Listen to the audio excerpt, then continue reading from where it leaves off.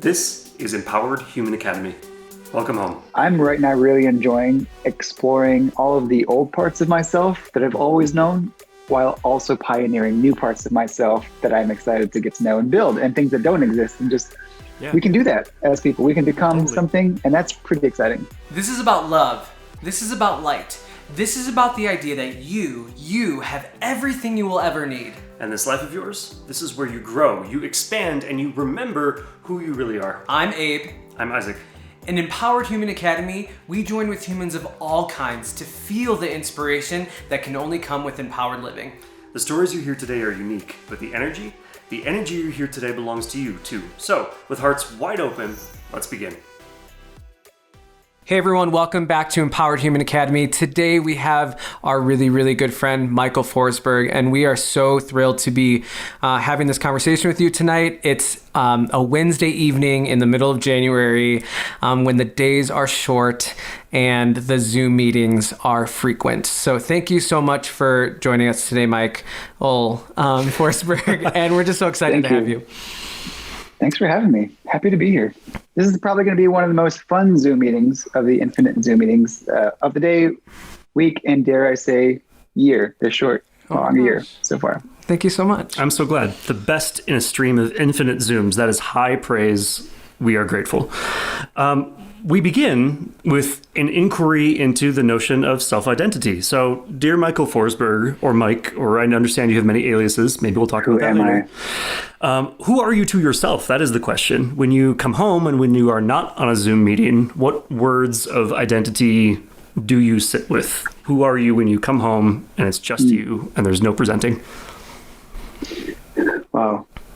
As a professional presenter, it's funny because when I come home, sometimes I literally become the exact opposite. And I kind of turn into this zero output, zero thinking, zero communication. And I love a good sitcom. Like there's something about sitting down and not having to be thinking, assessing, analyzing, learning, listening. I love listening. It's like one of my favorite things in the world, which we can talk about in a little bit. But there's something about giving it all out to the world. And then when you come home, you just don't have to do anything or be anyone. And so my true self at home is probably more like a quiet, calm, babbling brook version of myself. And then when I'm out in the world, I tend to be more of a stream, waterfall. We can keep talking about water if we want, but that's maybe who I am. I think I've realized, to answer your question, I have like multiple versions of myself, and I've been trying to figure out which one is the real version, because I think they're all true and they're all right, and some people unlock different parts of me in different ways. And like, how can I be so differently with these people and different in these other groups, but still the same person? So I don't know, Isaac. Does that feel like a point of conflict, or is there a sense like here's the background for that question. I've heard a lot of people describe like the kind of connection to oneness or sort of Zen and just letting go of everything and not striving for output or anything like that. And so that was the first thing that I thought of when you said, when I come home, I just am. I mean, I'm paraphrasing a bit here. Does that feel good, and also alongside knowledge of all of your other like presentations, I guess? Does all of that feel comfortable and right and a part of yourself, or is there uncertainty or friction or tension there? I think it's great right now. Awesome. Literally, I went through some changes career-wise. We've all had life changes pandemic-wise, and it sounds silly, but I need to like update my Instagram bio. I'm like, what do I write? Who am I? So I just wrote Rediscovering Thyself, BRB, because I don't know. I know. But it's like, what do you put into a very tiny phrase box when you are not a very tiny phrase person, because we are complex individual layers?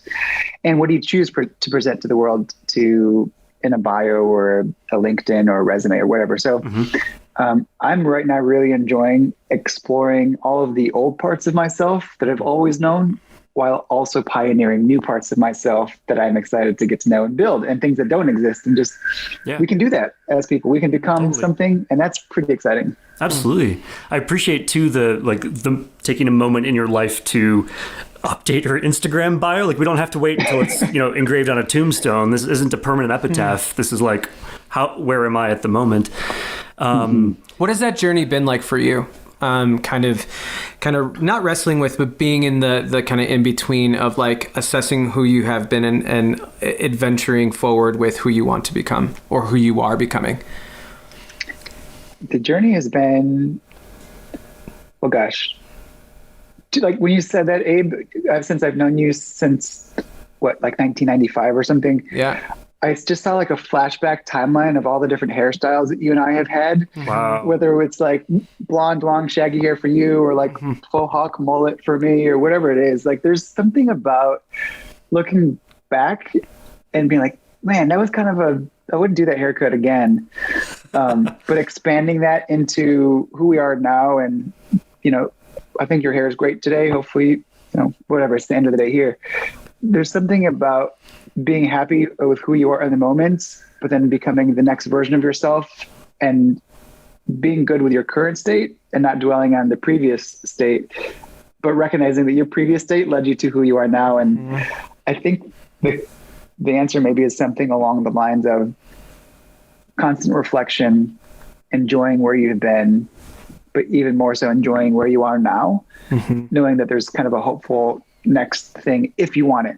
You could keep the same hairstyle or personality or sort of level of exuberance forever, but you always have the freedom to change it. So I like the idea, knowing that in any given moment, I can pull a Britney and just shave it all off. Love that. Figuratively or literally. And I think that's how I'd describe it. That's beautiful. I love the peace in that. Like, I didn't sense any urgency in that description. Like, there's no frantic, gotta find the next reinvention, gotta figure out what's next, gotta get ahead, can't miss anything. I hear a lot of contentment in a good way, like a peace with where you are while also being positively expectant of good yet to come. Is that fair? That's fair.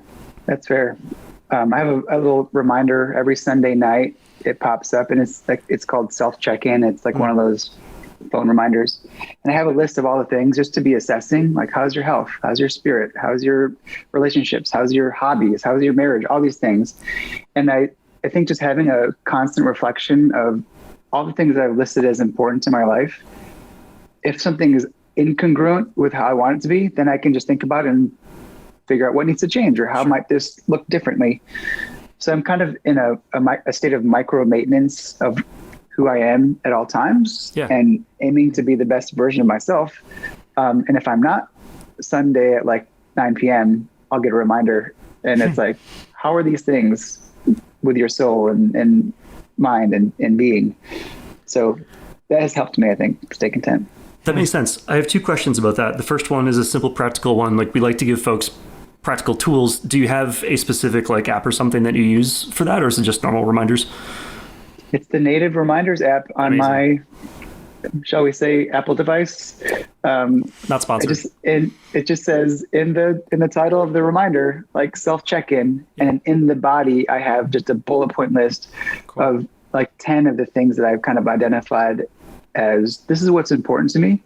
And when I'm at my best in these 10 things, then I'm at my best self, but also recognizing that life is hard and complicated, and we can't strive for 100% A pluses all the time. And just recognizing that if I'm giving myself a C or a D in one category, that's fine.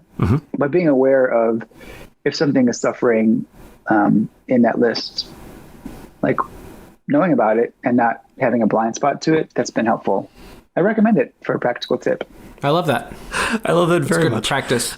Talk to me, if you would, about your relationship to, as you said, micro maintenance was the word that you used, as distinct from macro maintenance. Like, how do those things show up in your life? Maybe lately, maybe over time. Yeah, I think, was it Warren Buffett that said, if you can just become 1% better every day, you're better off. Yeah. I think that there's something about that cumulative compound interest, if you will, around what it looks like to improve. And, an example, I've kind of in the past 10 years become this endurance athlete. I say athlete with quotes because the word athlete has a lot of associations to it, but someone who runs marathon plus distances or long triathlons or whatever, and recognizing that if you want to run 56 miles or cycle, swim, bike 140.6 miles or 5K or whatever it is, you kind of have to start by like learning how to put your shoes on and then get out the door and build a habit of getting out there and walking, and then maybe running, and maybe you run for 10 minutes, and then maybe you run for 20 minutes, and then you're up to a mile. And having seen the value of not trying to do that full distance all at once and learning what it means to micro build towards something, having an end in mind is really important to me. And it helps alleviate the pressure to try to do it all at once. In marathoning, for instance, I've seen people, they get so ambitious when they see 26.2 miles or 13.1 miles for a half that they want to just go all out and their first run, go for 10. And you could go for it. Some people could do that. Most people, it's going to hurt real bad. So I think for me, being able to take that mentality and translate it to everything, whether it's self-development, mind, body, or soul, it's kind of what I ascribe to, because it's more reasonable to get to where you want to go. I've seen and been a part of your life for a long time, like we were talking about. And a reason why we want to have this conversation is just because I've seen that kind of slow, steady state of just microly progressing. And in terms of like what people see on the macro level, they're like, oh my God, he's running those marathons. He's speaking in front of these, big crowds, and you're kind of like well known in the communities that you run in. And it's really cool to see like on the back end of that, you kind of focusing on even those weekly reminders of like, how am I doing? I know we talked a couple months ago and you're like, I want to be better at communicating. And like you didn't promise me that you were going to call every week. You just set that intention, and you showed up a little bit more. So I just want to paint the picture for our listeners a little bit about kind of why and who Michael is. And for those of you who are listening, Michael and I have been good friends since elementary school. We grew up in the same neighborhood, and I helped him score one of his first girlfriends. Thank you so much. I am such a good wingman. Thank you for Great those wingman. of you who are listening. But who are you? Like, I know we kind of like talked about that in the beginning, but like you are not in elementary school anymore. And I just, I want the folks who are listening to kind of have a little bit more in depth about like who you are in your communities that you run in, what you're passionate about, and kind of what excites you. Who are you? That's the question, right? I think there's something I've been thinking about recently in our virtual worlds is that when people get on a Zoom call for work or for whatever, oftentimes people say two very common things. One, hey, can you hear me? Hey, can you see me? And that's funny to me because it's very practical, right? Am I on mute? Is my technology working? But at the same rate, like all of us as humans want to be seen and want to be heard. And I think that's what we want as people. And so when it comes to like, who are we? Who am I? I think I wonder, how do people see me and how do people hear me in terms of what I mean to them in their world? And I think it's really fascinating to see some people see me in certain ways and totally different in other ways. But I hope at my best that people see me as, and who I think I am, is a compassionate listener that would ask nice, curious, good questions that have earnest, true intention to really wanting to learn more about what the other person is saying. Because I'm curious, number one, but two, I love the fact that I think Henry David Thoreau once said, when people talk, simply listen, because most people never listen. And when you can just give someone a chance to share what they're going through and you don't have to have the right answer, I love what happens when people can talk and feel heard and feel seen. And I think if that's not who I am, that's at least who I want to be, is a friend that shows up for people and I'm there for you. And there's zero judgment. If you want to like drink way too many beers or whiskeys and talk to me, let's do it. If you want to sit in a private church sanctuary, let's do it. Like, I hope that there's a whole spectrum of ultimate accessibility and ultimate acceptance that wherever anyone is coming from, that I can be someone that's going to be there to listen and be there for you. So you guys can tell me if I'm doing an okay job at being that person, not now, maybe in private, so we can hear the answer. But that's, I think, who I am and who I want to be. But then there's also these other things, right? Is how do people know you in their spaces? Because that's different. Because you call me Michael, because some people know me as Mike, other people know me as Michael, other people know me as Berg. And all these names that we receive and inherit, people can ascribe meaning to us. And I think what's challenging about your question that you asked in the beginning, Isaac, is who am I at the end of the day? Is sometimes who we are can be affected by how people perceive us. Because in their minds, even if we are one way and we know who we are at our core, if other people perceive us differently, well, then you're at odds. Yeah. So some people think I'm really nerdy, and you know what? They're right.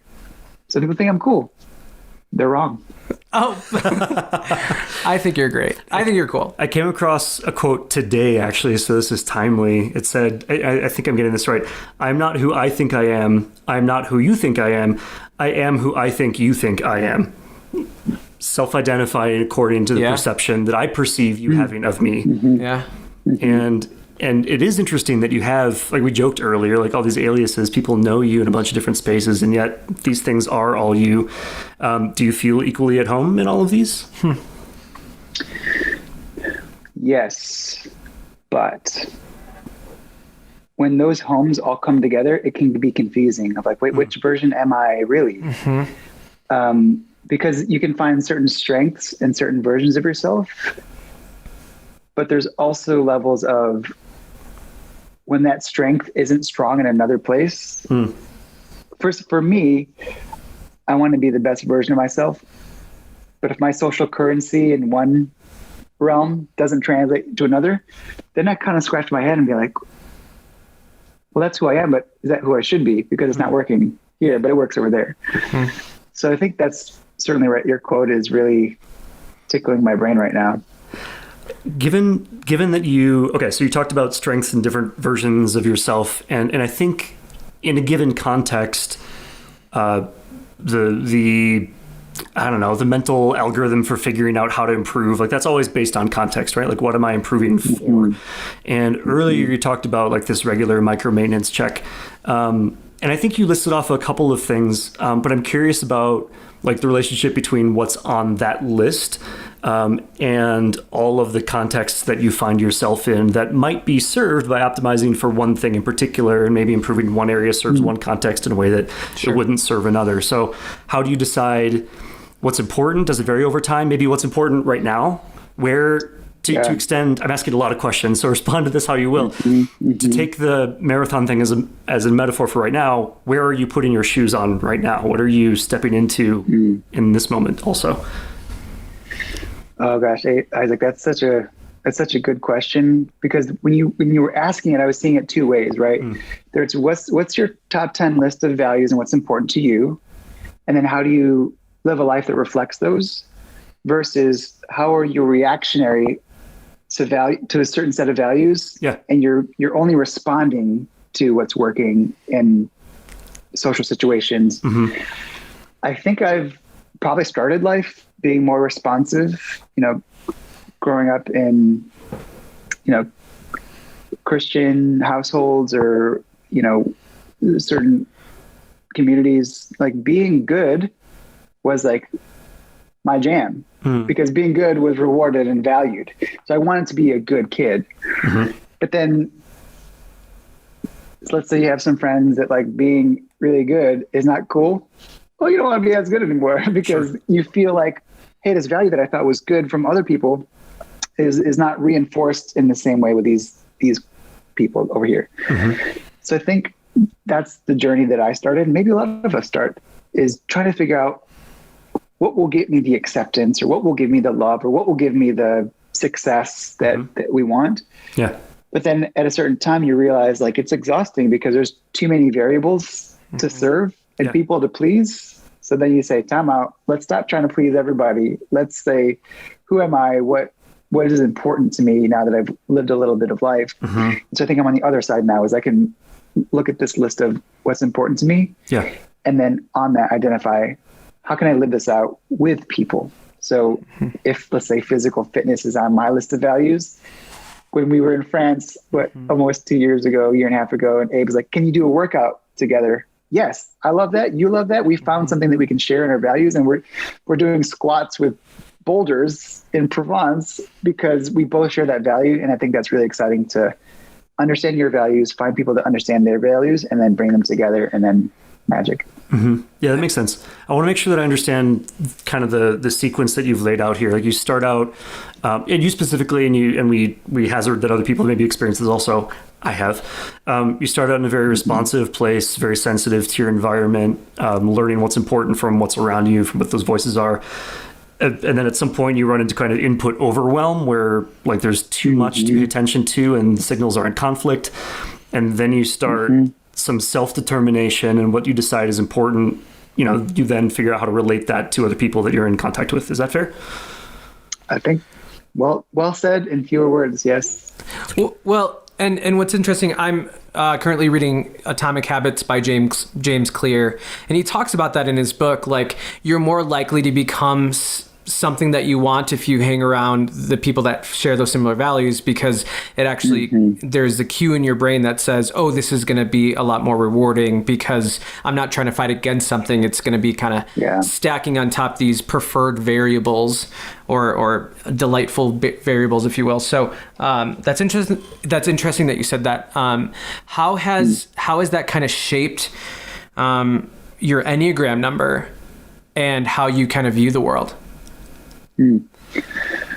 Well, the Enneagram number that I resonate with is the number 3, which is the achiever, with a wing 2, which is the helper, if you ascribe to the titles. And I think the pitfall there is the ambition can be overwhelming, and sometimes the act of achieving can outweigh the true value and appreciation for the thing that you're doing. So I think I started to find myself doing things that I was getting satisfaction just to like climb that thing, or to cross that line, or whatever, unlock that door. But then I realized, like, the more I was doing that, like sometimes like I would get on the other side of that door. I'm like, I don't even want to be on this side of the door. I just wanted to open the door. So I think that's something that I've been trying to reconcile with, is like, what's worth spending time, energy, attention toward, that when that door is opened, that I'm happy that I'm there, and I don't feel like I just wasted all this time. Because the older I get, the realize I'm like, I can't be bothered with wasting time. There's my wife Jill, she's in an acting class, and one of the students is, I think, in her 60s or 70s. Oh, awesome. And she's like getting into acting now, and her email signature says something like, lots of energy to spend, but no energy to waste. And I'm like, oh, I love that. Yeah, sign me up for that one. Yes. Where the things that we're toiling towards, like, how are we spending that energy wisely rather than wasting it on and achieving just for the sake of achieving. Sure. That makes sense. I love that. Way earlier on, you mentioned that it was important to you in your development, as you're, I don't know if I want to adopt the like pulling the door metaphor here. I'm not going to. Moving on. Earlier, you mentioned that it was important to have an end in mind. So connecting that to like what we're talking about here, what ends do you have in mind right now? Not necessarily like lifelong, but like what targets are important to you at the moment? Maybe tying this back to your 3ness. I'm not sure. Yeah. Well, I think, let's talk about the thing that people don't like to talk about, is money. Sure. This is a taboo topic, or it can be for some. I was on a walk recently, and I just have recently spent like the last 7 to 10 years of my life working for an international humanitarian organization, which is incredible. And I loved my role, and I love my job, and I love the idea of bringing clean water, sanitation, and hygiene to communities that don't have it, and super fired up, super energized, super motivated by the cause. And recently we moved to Los Angeles, my wife and I. Her name is Jill. She's wonderful. And it's expensive out here. Things are different. And I started to think long term about like, you know, my parents are still very young. I have a really fascinating story. I went to my father's high school graduation. That's how young my parents are. But I started just imagining like, what happens one day if they are in need of financial assistance later on in life? What role can I play as helping that in terms of like a nursing home or a assisted living or something like that? Mm-hmm. And so my value of money, which is I would probably put lower on the totem pole of that list, mm-hmm. start to raise a little bit higher, because I'm like, well, I want to be able to be a son or a husband and / partner or a brother or a friend that can have more means to provide more in different types of settings, because the previous route wasn't going to enable me to do that in the same way that I wanted to, working in a nonprofit space. So I think that's an example of how those values can shift over time and how like current circumstances can evolve and modify. And I still have the same relationship to money. Now it just is in a different priority and category for this time of my life. Mm-hmm.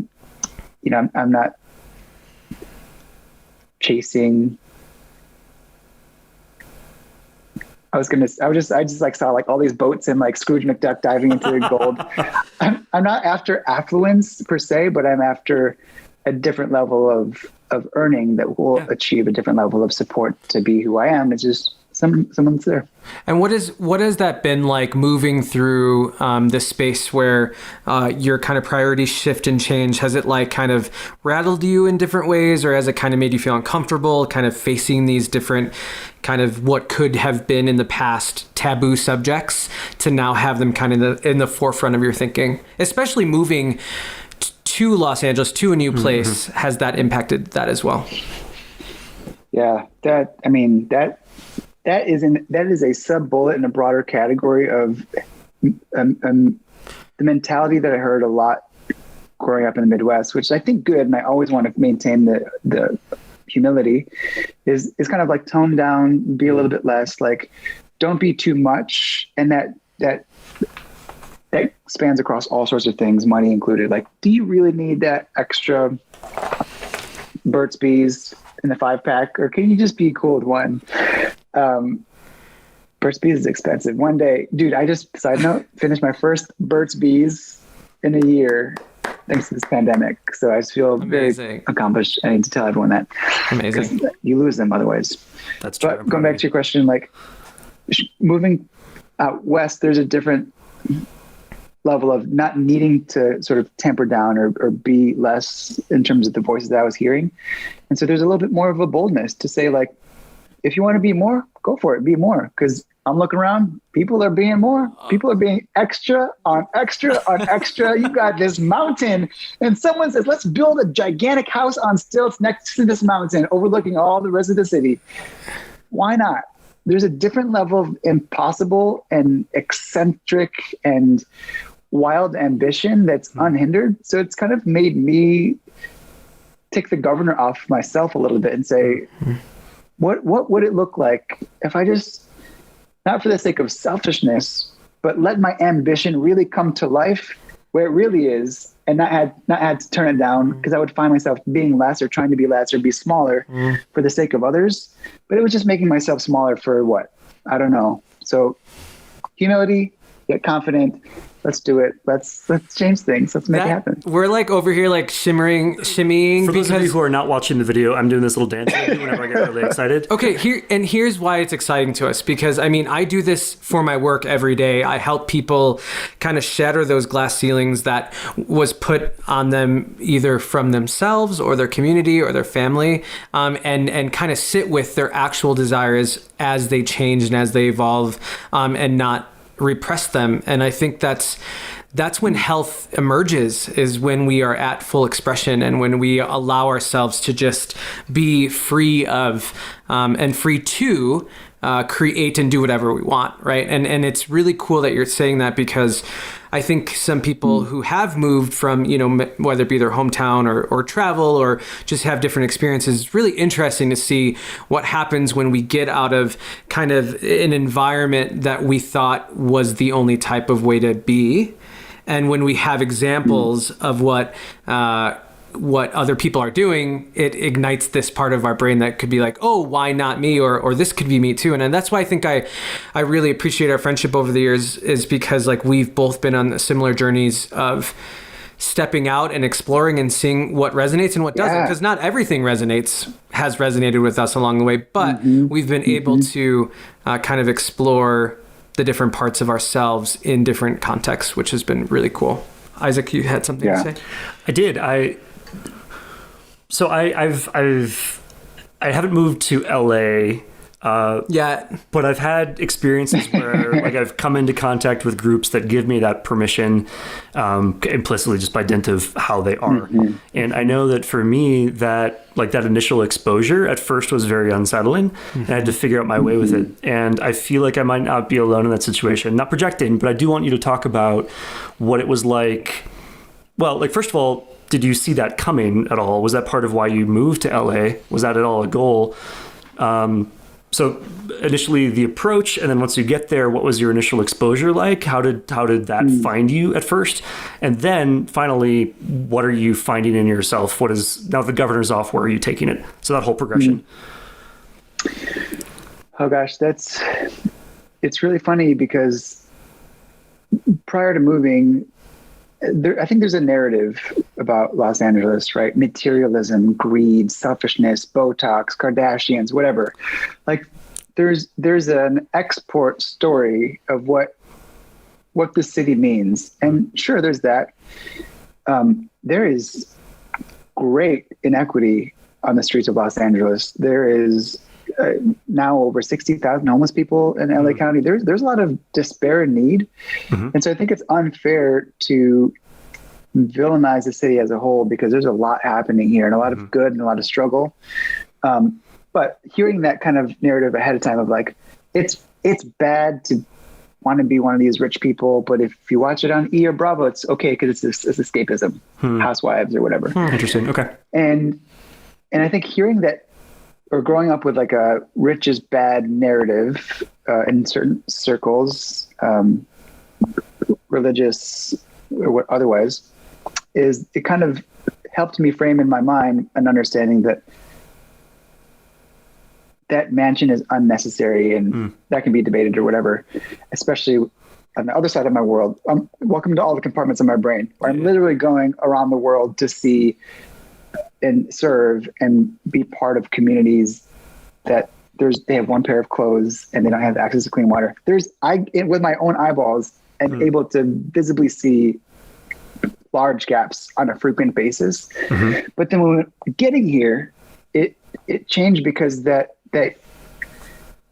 evil enemy story that I had maybe heard ahead of time seemed normalized, and it seemed commonplace. And so something that's elusive and undetermined and perceived as evil, when you see it as becoming normalized, then you have to be like, wait, is this really bad? Is this not bad? Is this normal? What's normal? How does this work? And I think then I found myself trying to figure out, where do I fit into this spectrum, right? Because I live very close to big houses and nice things. I had a very nice gym membership because of some lucky bonus material where I was able to pay a reduced rate. And I parked my Schwinn Chicago bicycle at the gym in the parking lot next to Teslas, BMWs, Lexuses. I'm like, okay, what does this mean for me to live in a space of affluence and to operate in a space of affluence, but to be riding a Schwinn bike and to not be driving those vehicles? It put a different level of assessment, which allowed me to ask deeper questions, to break all the preconceived notions or biases that I had growing up, and have to make some new decisions around something like material wealth. I'm ready to note. Go ahead. Sorry. No, you can go. Okay. There are lots of directions that I want to go with this. Here's what we're going to do. We're going to record 3 different follow-up episodes based on that last sentence by itself. So tune in. We're not doing that. It's okay, Mike. Okay. Fire up the battery. I'm stalling. Okay. The first thing that I want to ask, I guess we'll go most directly relevant. How do you catch yourself in those biases? Because a lot of the time, like, that's just programmed thinking, and you don't even know that the way that you're thinking is holding you back from something that is truer. I think we have to define truth in order to answer this question properly. Yeah. But how do you start to catch yourself thinking in bias? Great question. Book plug. If you want to learn more about cognitive bias, I just finished listening to Thinking Fast and Slow by Daniel Kahneman. Yes. Yes, 2 types of thinking. Your system 1 thinking, which is kind of your quick intuitive thinking, and system 2, which is your more deliberative, cognitive, rational thinking. And we think that we're more rational, but as humans, we're very emotional. And so our brains create all these shortcuts. And so I've been learning what our brains do, how our brains operate, how our brains work. And this is in part to my new job as well, understanding what human truth is. But there is kind of maybe 3 questions I tend to ask myself is, 1, where did I learn this? 2, how do I perceive this as normal in this context versus other contexts? And 3, how do I think about this differently today than I did before? And that's kind of like a quick assessment of how I can think through red versus blue, Republican versus Democrat, because we have so many of these dualistic structures in our society, black versus white, blue lives versus black lives. Like, somehow we've kind of fallen into having to make choices and stand on certain polarity of issues or social groups or whatever. And a lot of those times it's because someone at some point taught us that this is how it is, or someone normalized it in your community and this is the standard norm. And then you've kind of made a decision. I think for me, like Abe mentioned earlier, the more you move and kind of jump out of your bubbles, the more you're confronted with, like, wait, this was normal in this space where I lived, but it's not normal here anymore. Why? And where do you fit into all of it? And because you have so much wiring within you that has kind of dictated how you have lived thus far, and then when you're kind of put into this new environment, that all changes.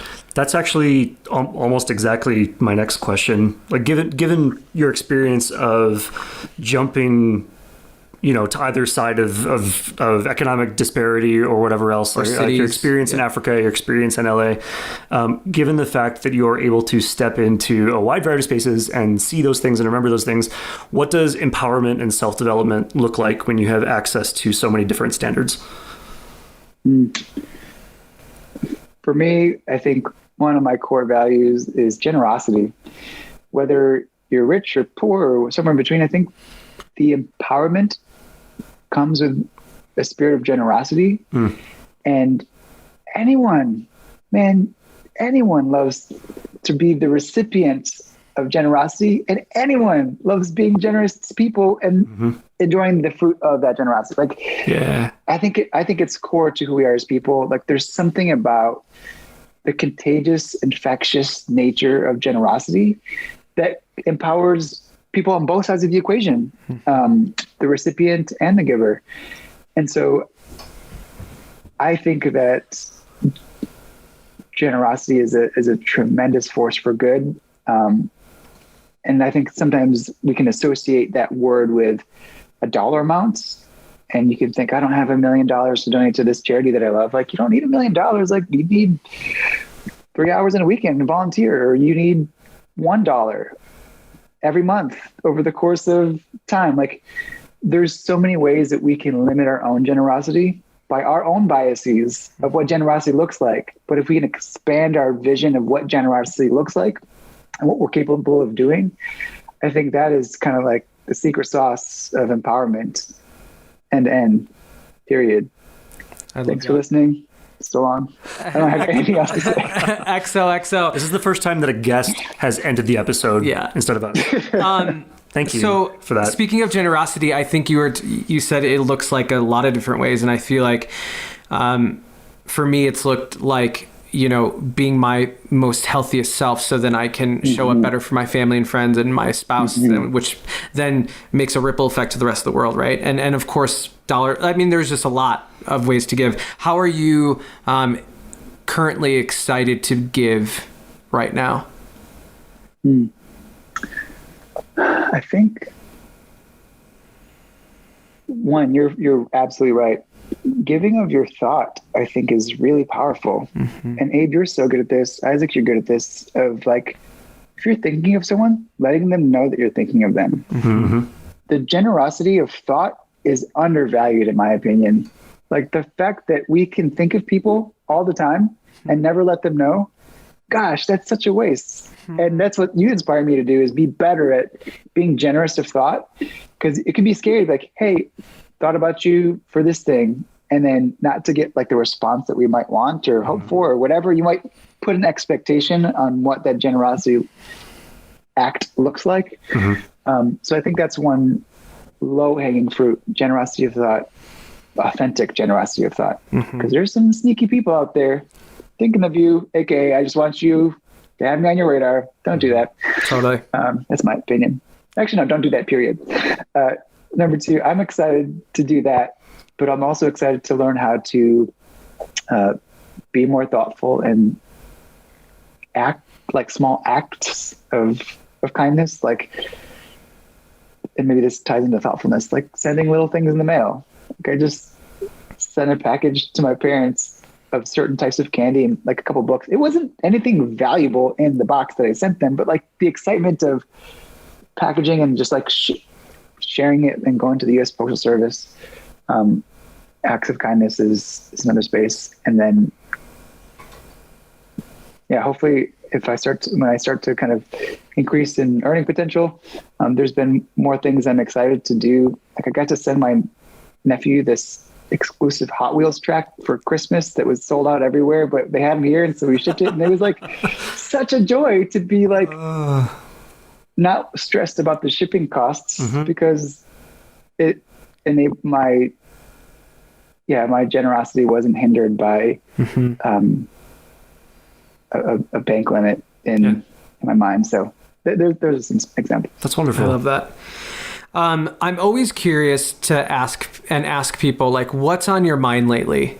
Just generally, like there's a lot going on in the world. There's a lot going on at work, probably. Like what are you kind of thinking about when you're on a walk or you're by yourself?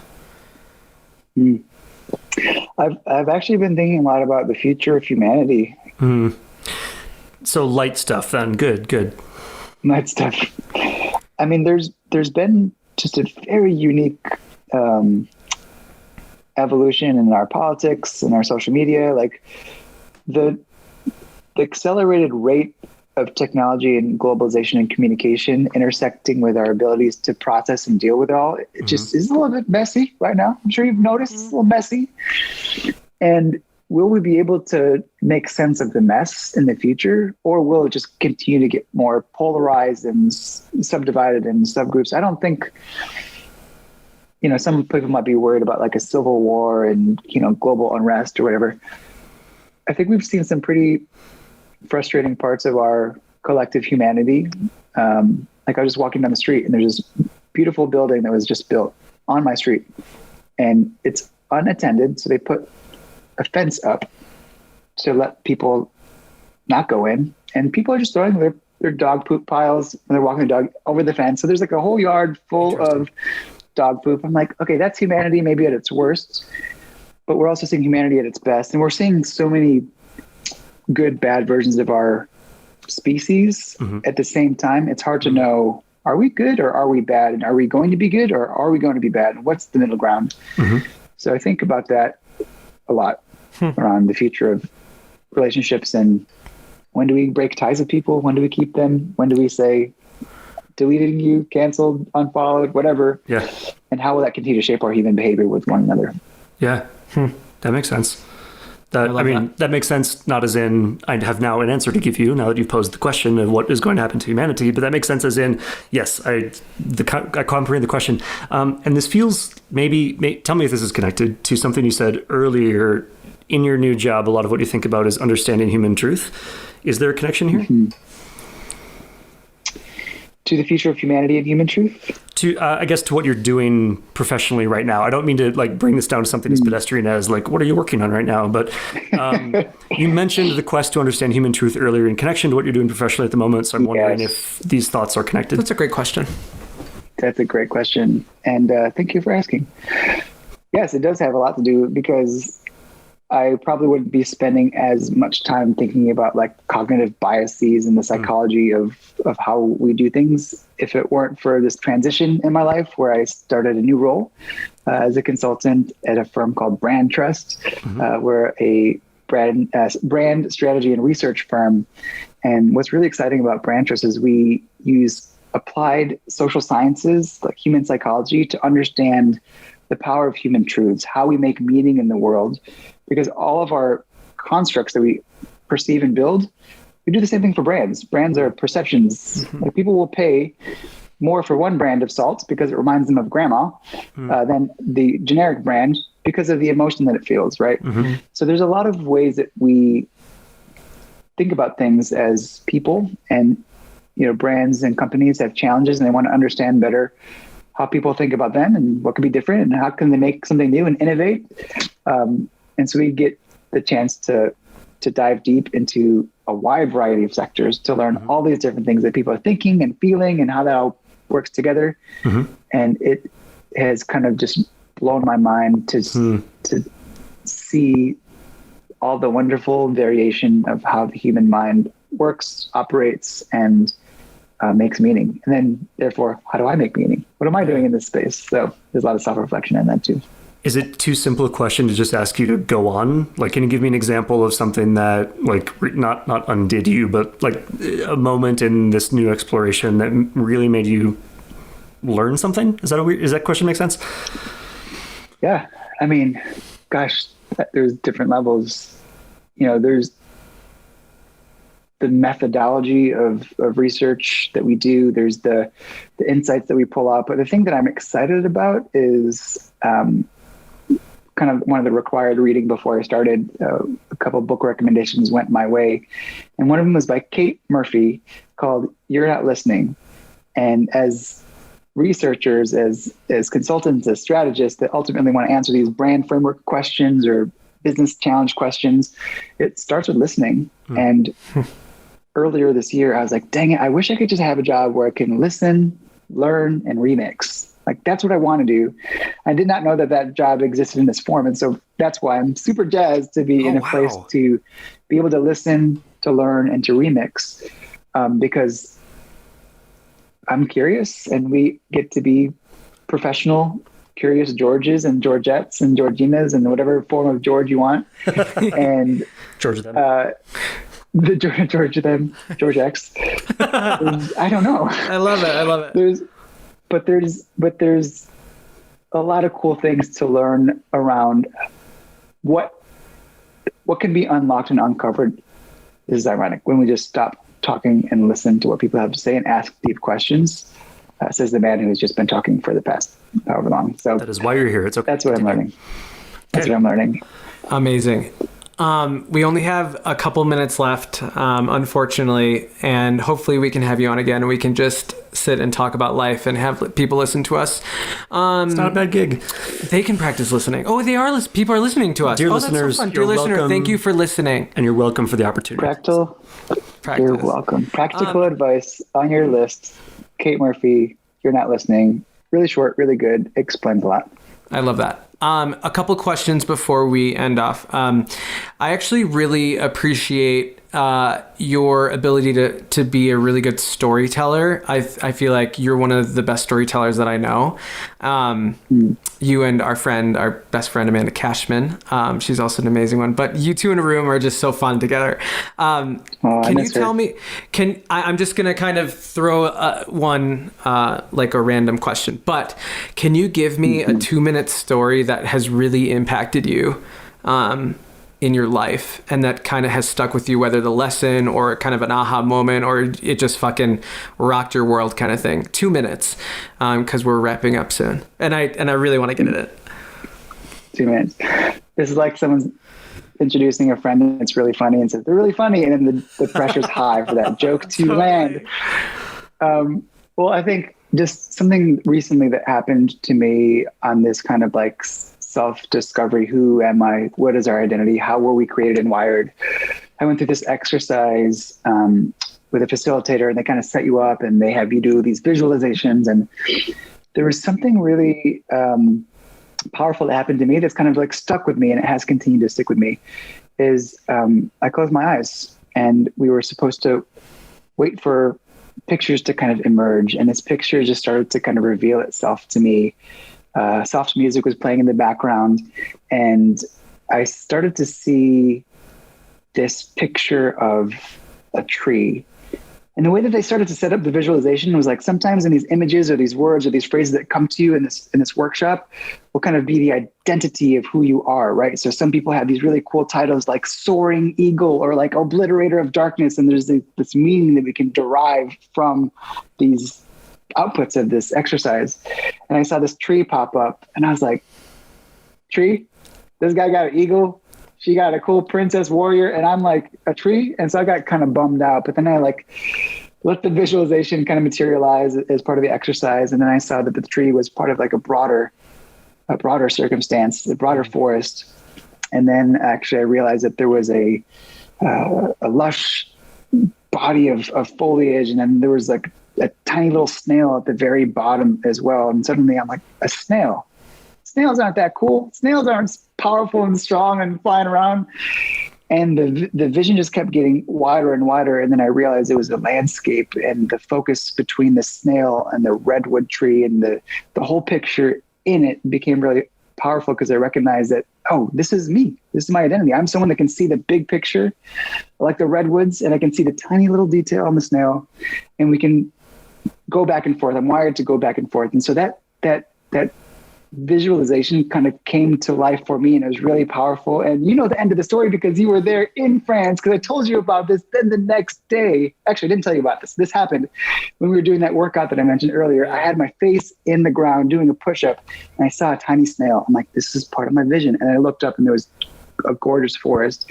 And it was something about this visual manifestation coming to life in real time. Mm-hmm. I got so excited because it seemed like a sign or at least a mental construct, completion of the fact that this is who I am and how I'm wired to see the little and the big all at once. And it thrilled me, and being able to see that come to life with you all was really powerful. And it's something that I'm going to remember for a long time. And it's something that helped me remember who I am and how I'm created. I remember you asked me for my phone to take a photo of that snail, and you're right, there was a forest just beyond that from the place that we were staying, and it was really cool. And you were like freaking out, and we were like, what's up? And then you told us.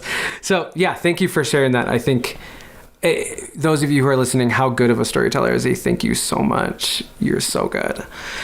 We have 2 questions left. Isaac, you have some thoughts? Firstly, I'm smiling so hard my mouth hurts. Secondly, we have 2 closing questions. And the first closing question is, what does an empowered Michael Forsberg look like? An empowered Michael Forsberg looks like a man that's surrounded by people that trust him to flourish, and then also can trust him to support their flourishing. Love that. And finally, what do you know for sure? I know for sure that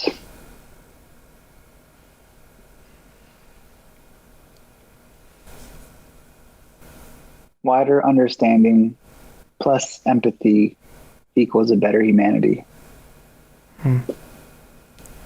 Great. Michael, thank you very much for your time. I've enjoyed the crap out of the last 53 minutes and 13 seconds. Thank you. Likewise. Thanks, Mike. Thank you, guys. Peace. Bye. This podcast is the work of Lightward, our company, named for that toward the light direction which informs every single thing that we do, including money, which means, like everything else, the way we earn revenue is not based on industry norms. It's based on what feels deeply right and aligned by passing through the door that feels like it has more behind it, not less. And the way we keep this podcast going is all Lightward. It's pay what feels good. It's an exchange of value between you and us. We're keeping conventional podcast advertising totally out of this. And here's how pay what feels good works. We give you this episode because it feels good to do so. And you consider, honestly, what number of dollars this episode is genuinely worth to you. I do not care if that's $3, $1,000, or literally $0 and a heart emoji, as long as that trade genuinely makes your day better. And the energy there is the entire point. That is what we're building our business on. No advertisers, no selling your attention, just you and us, trading value in a way that builds us both up. So whatever the number, when you're done listening, head to empoweredhumanacademy.com and hit the pay what feels good button. We use this policy across all of our company's work, and I'm really excited to bring it here to the world of podcasts. This is us voting for the world that we want to see. Thank you for being here.